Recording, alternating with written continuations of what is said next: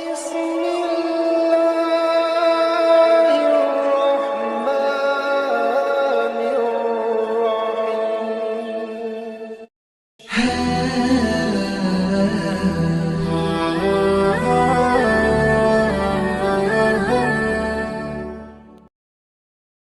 الله الرحمن الرحيم. Bismillahirrahmanirrahim. Assalamualaikum warahmatullahi wabarakatuh. Syukur Alhamdulillah kita bisa berjumpa kembali di channel Muhasabah Fiddin. Semoga dengan perjumpaan kita ini dicatat sebagai amal ibadah dan diberkahi oleh Allah Subhanahu wa Ta'ala. Salawat dan salam selalu dan tetap tercurahkan kepada junjungan alam Nabi kita, Nabi mulia, Nabi besar Muhammad sallallahu alaihi wasallam. Allahumma salli ala Sayyidina Muhammad wa ala ali Sayyidina Muhammad. Harapan dan doa saya kepada sahabat semua, saudara semua dimanapun berada yang sedang menonton video ini, semoga Allah Subhanahu wa Ta'ala senantiasa memberikan kesehatan, keafiatan, dipanjangkan umur, dimurahkan rezeki, dimudahkan segala urusan, dan tetap dalam lindungan Allah Subhanahu wa Ta'ala. Amin, Allahumma amin. Sahabat beriman dan dimuliakan Allah Subhanahu wa Ta'ala, sesungguhnya Allah Subhanahu wa Ta'ala memiliki hamba-hamba yang mulia di atas muka bumi ini. Mereka lah manusia-manusia yang hidup dengan penuh kasih sayang. Jasad-jasad mereka ada di dunia, akan tetapi cita-cita dan hati mereka tergantung di akhirat. Mereka itulah yang disebut sebagai ibadur rahman, hamba-hamba pilihan Allah. Di dalam Al-Quran, Allah Subhanahu wa Ta'ala memuji mereka, menerangkan tentang sifat-sifat mereka. Lantas, seperti apakah sifat hamba pilihan Allah di muka bumi itu? Berikut ini 10 sifat hamba pilihan Allah yang tercantum dalam Al-Quran surat Al-Furqan ayat 63. Yang pertama adalah hamba yang senantiasa tawadhu, rendah hati. Sebagaimana firman Allah Subhanahu wa Ta'ala, ialah orang-orang yang berjalan di atas bumi dengan rendah hati. Quran surat Al-Furqan ayat 63. Imam Ibnu Katsir rahimahullah menafsirkan ayat ini bahwa inilah sifat-sifat hamba Allah Subhanahu wa Ta'ala yang beriman. Orang-orang yang berjalan di muka bumi dengan rendah hati, tawadhu, berjalan di muka bumi dengan ramah dan lemah lembut, tidak berpura-pura dalam gaya berjalannya, dan tidak dengan kesombongan, tidak berjalan dengan gaya yang dibuat-buat serta tidak lemah.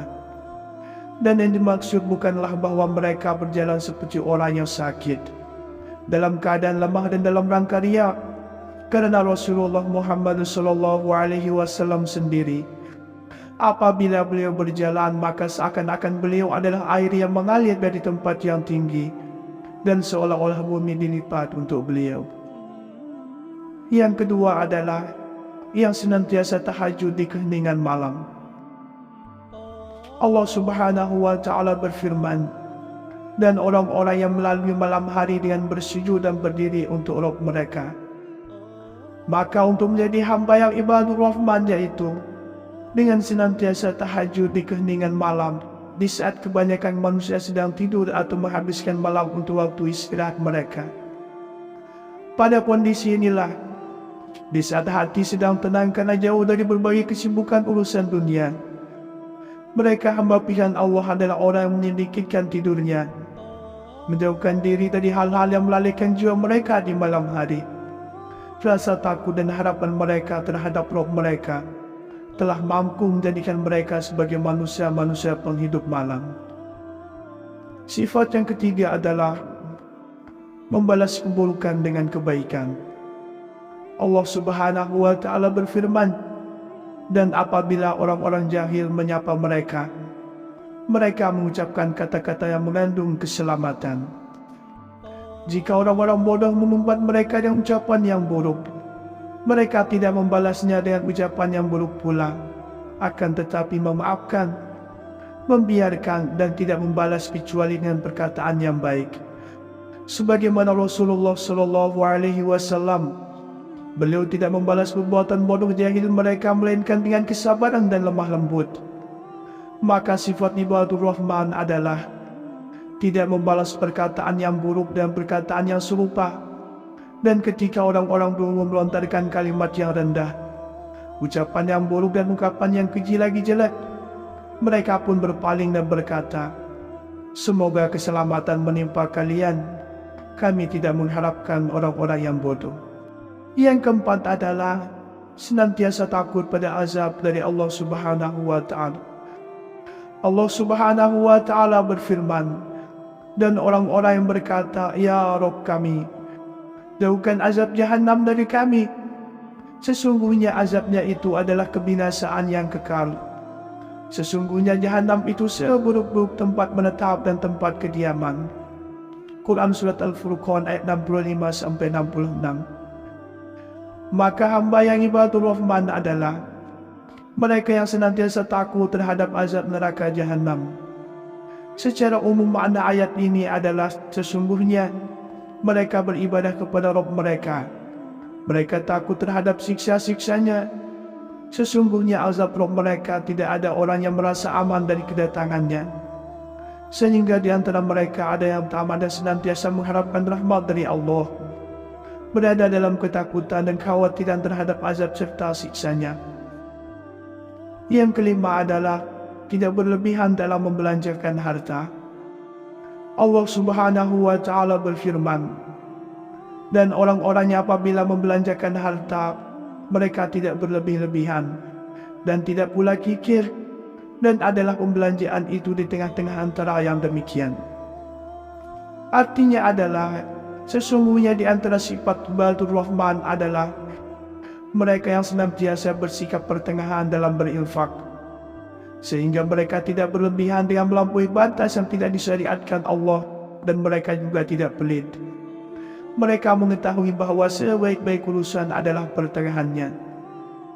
Yang keenam adalah tidak beribadah kepada Tuhan selain Allah.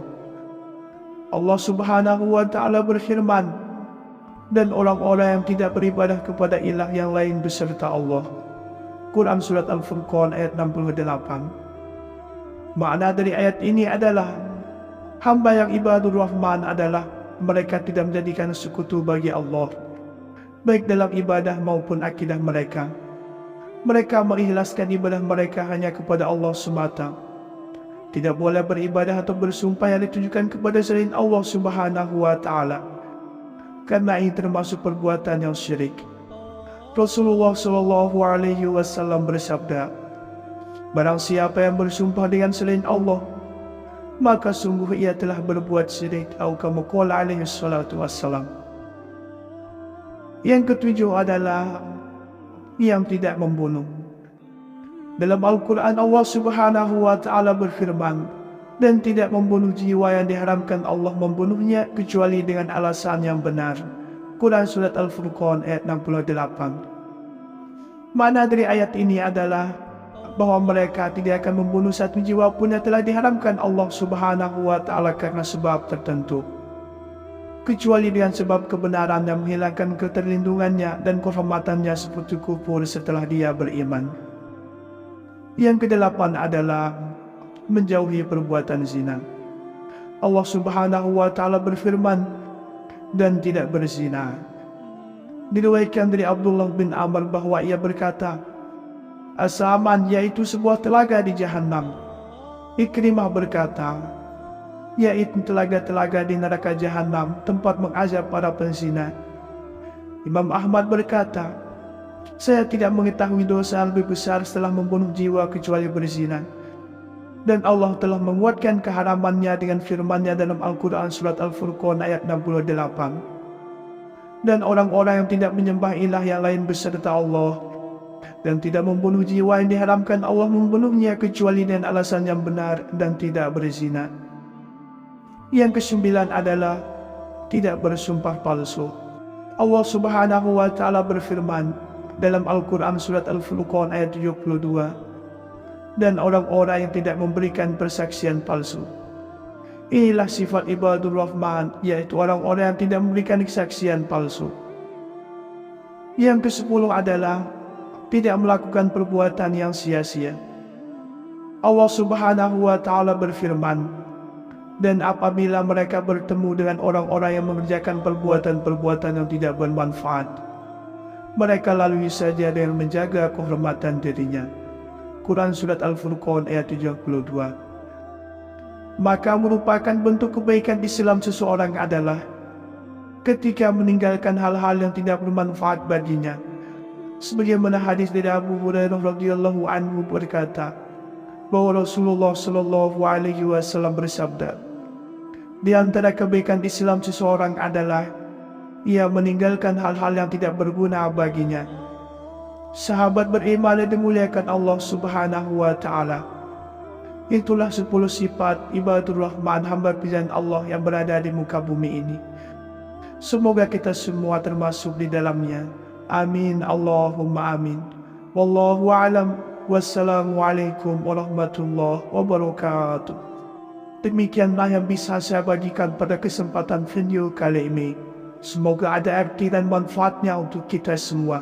Semoga Allah Subhanahu Wa Taala senantiasa merahmati, meridhoi dan mengampuni dosa-dosa kita. Wallahu a'lam. Wassalamualaikum warahmatullahi wabarakatuh.